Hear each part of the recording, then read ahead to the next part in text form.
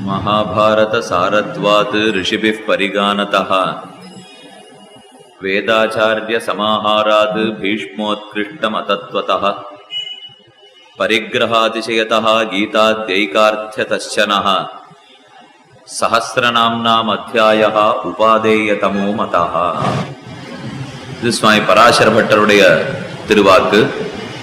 மகாபாரதத்தில் சேர்ந்த விஷ்ணு சஹஸ்ரநாமாத்தியாயத்தினுடைய பெருமைகளை எல்லாம் சொல்லுகிறார் பராசர பட்டர் இந்த ஸ்லோகத்தாலே.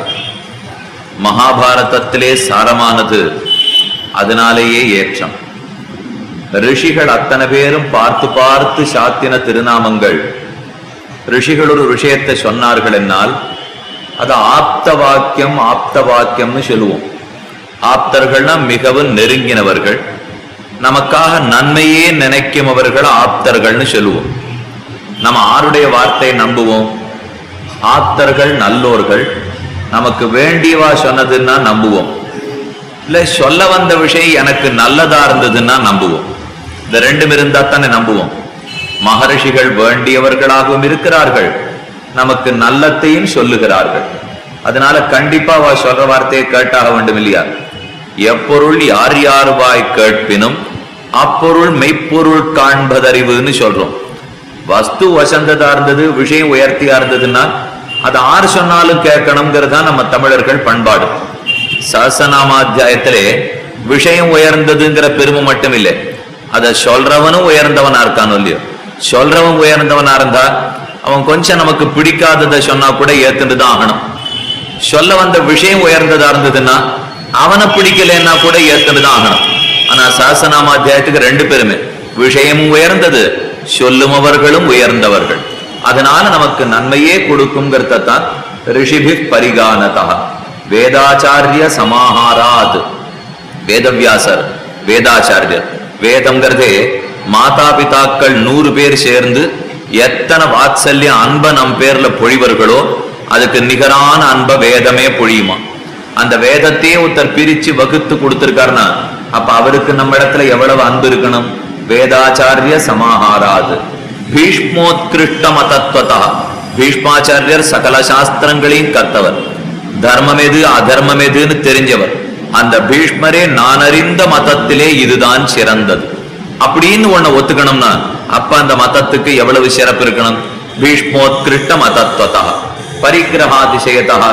சங்கீதம் பாடுறவாளா இருந்தாலும், வேதாந்தம் பேசுறவர்களாக இருந்தாலும், வைத்தியம் பேசுறவர்களா இருந்தாலும் எல்லா பெரியவர்களாலே அங்கீகரிக்கப்பட்டிருக்கொள்ள பரிகிரகாதிசயத்தா.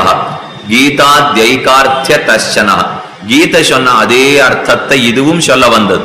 ஆனா அது கொஞ்சம் கட்டப்படுத்தி சொல்லித்து, இது சுலபமாக சொல்லித்து. அதனால அதை விட கீதா சாஸ்திரத்தை விட சஹஸ்ரநாமத்துக்கு உண்டான வைபவத்தை சாதித்த கீதாத்யைகார்த்திய தர்சனா சஹஸ்ரநாம்னாம் அத்தியாய உபாதேயதமோ மதா. அதனால சஹஸ்ரநாமாத்தியாயம் நமக்கு மிகவும் விரும்பத்தக்கதுன்னு சாதிக்கிறார் பராசர பட்டர். அதன் ஆரம்பத்திலே அழகா 6 கேள்விகளை கேட்டான் யுதிஷ்டிரன். பீஷ்மாச்சாரியரை பார்த்து கோதர்ம சர்வதர்மாணாம் பவத பரமோ மதா கிம் ஜபன் முச்சதே ஜந்து ஜன்ம சம்சார பந்தனாத். இந்த கேள்விகள்லாம் வரிசை 6 கேள்வி கேட்டோம். அதுக்கு பதில் சொல்றதுக்காக பீஷ்மாச்சாரியர் ஆரம்பித்தார்.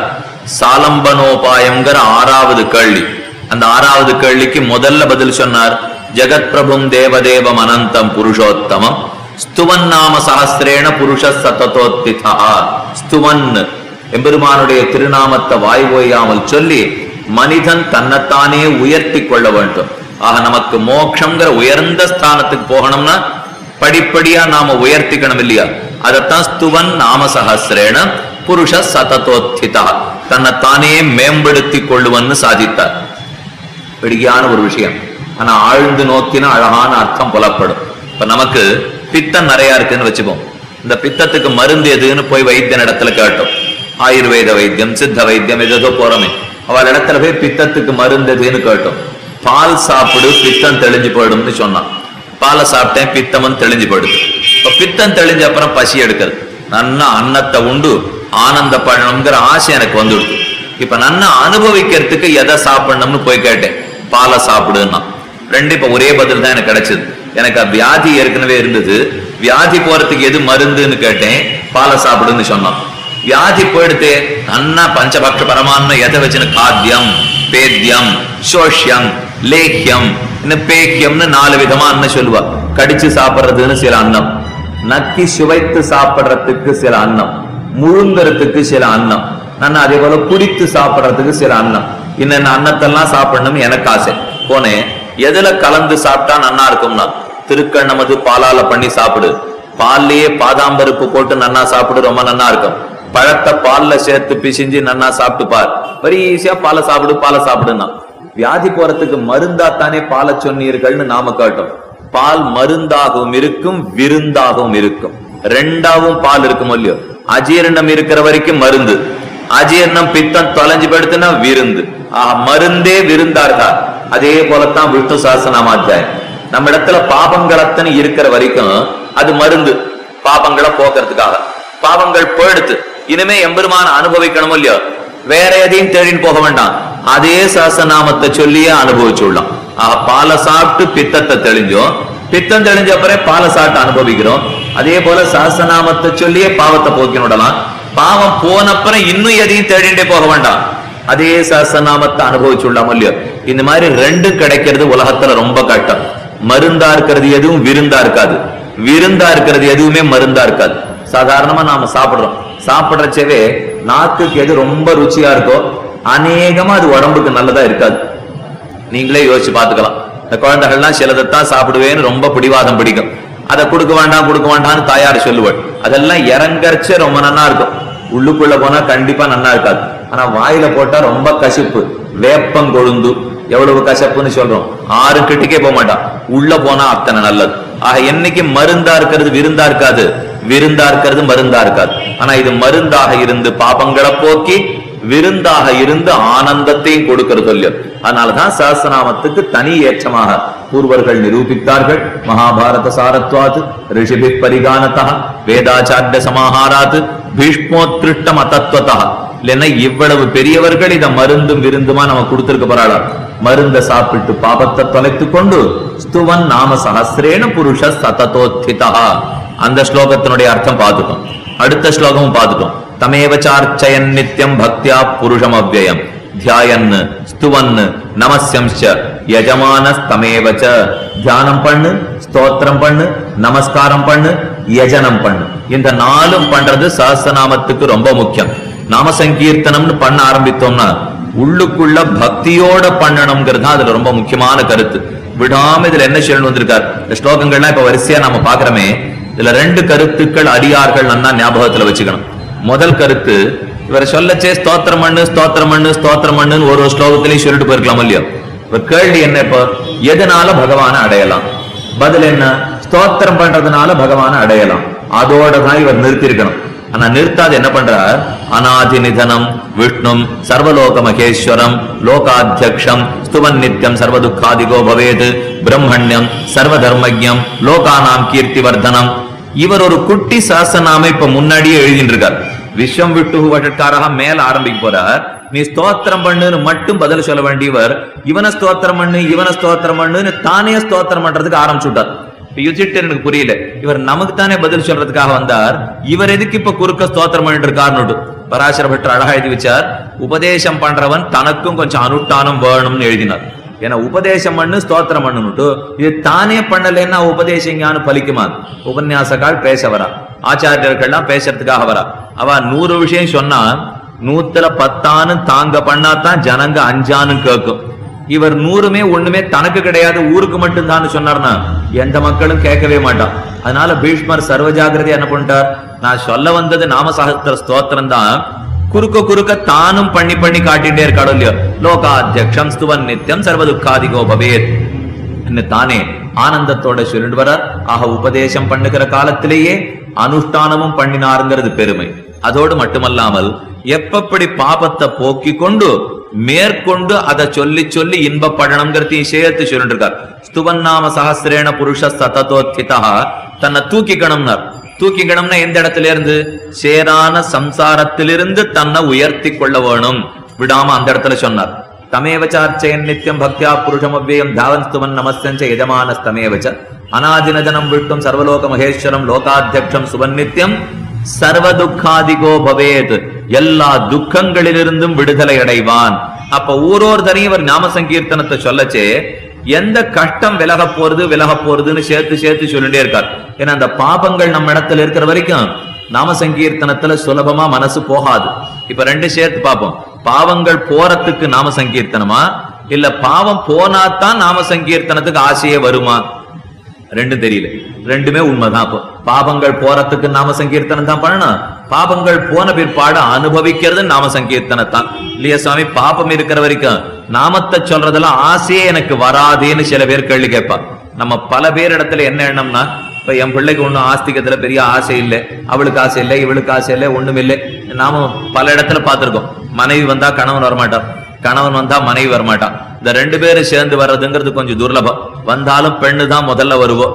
அப்புறம் சொல்லி சொல்லி சொல்லி சொல்லி இழுத்துண்டு வரணும், கூட்டின்னு வரணும்னு சொல்ல வேண்டாம். சொல்லி சொல்லி கட்டப்பட்டு அவரை கூட்டின்னு வர வேண்டியிருக்கோம் இல்லையோ? இப்படி வந்தா தான் அவர் வந்து நிக்க போறாரே தவிர ஸ்திரீகள் தான் முதல்ல ஆஸ்திகத்துக்கு வந்து எந்த நல்லது நடந்தாலும் சேர்ந்து சேர்ந்து வருவா. ஆனால் அவ என்ன இருக்கும், என்னுடைய கணவனோ மனைவியோ பகவானிடத்துல ஆசை இல்லாத இருக்கிறதுக்கும் அவனே தான் காரணம். இவருக்கு ஆசையை கொடுத்திருக்கலாமோ இல்லையோன்னு சொல்லிட்டே இருப்பா. ஆசைங்கிறது ஒரே எதிரியா எல்லாத்திலையும் வந்துடாது.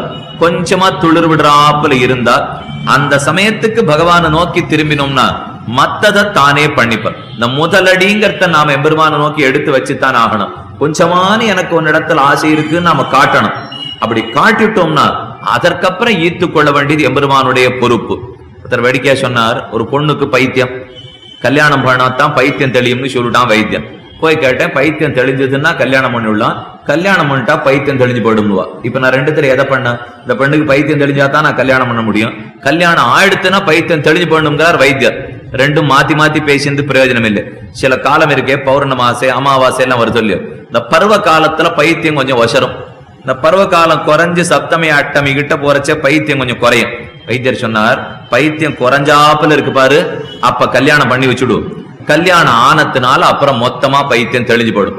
இதே போலத்தான் நாம ஆன்மீகம் கொஞ்சம் அப்பப்ப நம்ம மனசுலயும் பகவத் விஷய ஞானம் வராப்புல இருக்கும் இல்லையோ, அப்ப கெட்டியா பிடிச்சுன்னு சாசநாமத்தை சொல்ல ஆரம்பிச்சுடணும். விடாம 4-5 தடவை சொன்னோம்னா அப்புறம் இழுத்துக்க வேண்டியது அவனுடைய பொறுப்பு. யாருடைய மனசுலயும் கொஞ்சமான, ஏன்னா இயற்கை எம்பெருமான்கிற ஒத்தொத்தனுடைய மனசுள்ளையும் இருக்கிறபடியாலே கொஞ்சமான ஒரு நாளைக்கு ஒரு தரையோ ஒரு வாரத்துக்கு ஒரு தரையோ நல்லெண்ணம் வளராம யாருக்கும் இருக்கவே இருக்காது. ஒரு நாள்ல 5 நிமிஷம் 10 நிமிஷமான இருக்கும். அந்த நல்ல நேரத்தை பார்த்து நமக்கு நாமே ஒரு நல்லத்தை தேடினுட்டோம்னா தானே போகலாம். இப்ப இரும்ப கொண்டு காந்தத்தின் இடத்துல வைக்கணும். காந்தம்னா அது இரும்ப பிடிச்சு இழுக்கிறதா, இரும்ப கொண்டு போய் காந்தத்துக்கு பக்கத்துல வைக்கிற வரைக்கும் நம்ம வேலை. அப்புறம் திடீர்னு ஓரளவுக்கு கொண்டு போற வரைக்கும் பேசாம இருக்கும் காந்தம். ஒரு இடத்தை தாண்டச்சே நம்ம கையே கொஞ்சம் குளிர்ச்சி இழுக்கிற மாதிரி இருக்கும், காந்தம் இரும்பு இழுத்துடும். அதே போலத்தான் பகவத் விஷயம் சாஸ்திரநாமம். ஓரளவுக்கு கிட்டக்க போய் நாமத்தை சொல்ல ஆரம்பிக்கிற அளவுக்கு நாம பண்ணணும். அந்த அளவுக்கு கிட்டக்க போய் அவன் வட்டத்துக்குள்ள வந்துட்டோம்னா இழுத்துக்க வேண்டியது எம்பெருமானுடைய பொறுப்பு. முதல்ல ஆத்திய பிரவர்த்தி நாம் கொஞ்சமான கை நம்முடைய கால் அவனை நோக்கி வைத்தாக வேணும். அதனாலதான் பீஷ்மாச்சாரியர் விடாம ரெண்டையும் சேர்த்து சொல்றார். பாவங்கள் போறதுக்கும் சாசனாமாத்தியாயம் தான், பாபங்கள் போன பிற்பாடு அனுபவிக்கிறதுக்கும் சாசநாமம் தான். கெடுமிடராயவெல்லாம் கேசவா என்ன, எல்லா பாவங்களும் தொலைஞ்சு போயிடுமுட்டான். நாம நேற்றுக்கு ஸ்லோகத்துல பார்த்திருக்கோம், நாம எதை சொன்னாலும் அநாதி நிதனம் விட்டும் சர்வலோக மகேஸ்வரம் லோகாத்தியக்ஷம் ஸ்துவன் நித்தியம் சர்வ துக்காதிகோ பவேத், எல்லா பாபங்களும் தொலையும்னு சொன்னாரா? முதல்ல பாபங்கள்லாம் நம்ம என்னன்னு தெரிஞ்சுக்கணும். நாம சேர்த்து வச்சுக்கிற பாவங்கிறது ஒண்ணு கொஞ்சம் நஞ்சம் கிடையாது. பாவத்தை 2 வகையா பிரிச்சுட்டா. ஒன்னுக்கு சஞ்சிதன்னு பேரு, இன்னொன்னுக்கு பிராரப்தம்னு பேரு. சஞ்சித கர்மானா ரொம்ப நாளா மூட்டையா சேர்த்து வச்சிருக்கோம் இல்லையோ, அதுக்கு சஞ்சித கர்மான்னு பேர். பிராரப்த கர்மானா அந்த மூட்டையிலேருந்து அப்பப்ப எடுத்து அனுபவிக்க ஆரம்பிப்போம். கர்மா பெருசா சேர்ந்து இருக்கும் ஒரு மூட்டையிலே, எல்லாத்தையும் ஒரே நாள்ல அனுபவிச்செல்லாம் முடிக்கவே முடியாது. நம்ம தான் ரொம்ப நாளா சேர்த்து வச்சிருக்கோமே, அதுல இருந்து எம்பெருமான் கொஞ்சம் கொஞ்சமா எடுத்து அதனுடைய பலத்தை கொடுக்கறதுக்கு ஆரம்பிப்போம். எப்ப நாம இன்பப்பட்டாலும் அப்ப புண்ணியம் குறையறதுன்னு அர்த்தம். நாம எப்ப துன்பப்பட்டாலும் அப்ப பாபம் குறையறதுன்னு அர்த்தம். அப்ப ரெண்ட எது வேணும்னு நீங்களே முடிவு பண்ணிக்கோ. நாம இன்பப்பட்டா புண்ணியம் குறையும், துன்பப்பட்டா பாபம் குறையும். ஏன்னா பாபத்தை அனுபவித்துத்தானே துன்பப்பட்டு கழிக்கிறோம். அப்ப துன்பப்பட்டா தானே பாவமே நமக்கு கழியும். துன்பப்படப்படாதுன்னு இருந்தா நம்ம பாவ கணக்கு குறையறதே இல்லைன்னு அர்த்தம். இன்பப்படக்கூடாதுன்னு இருந்தோம்னா புண்ணியத்தை இன்னும் குறைக்கவே இல்லைன்னு அர்த்தம். புண்ணியத்தை குறைக்காது இருக்கிறது தான் நல்லது. அதனால இந்த அனுபவம் ஆரம்பிச்சு சொல்லி, இந்த ஆரம்பித்த கர்மாவுக்கு ஆரப்த கர்மான்னு பேர், பிராரப்த கர்மா. ஆரம்பிக்கவே இல்லை சுவாமி, மூட்டையோட மூட்டை இன்னும் அப்படியே இருக்கு, முதலாவே இருக்கு, அதுல இருந்து இன்னும் வட்டி எடுக்கிறது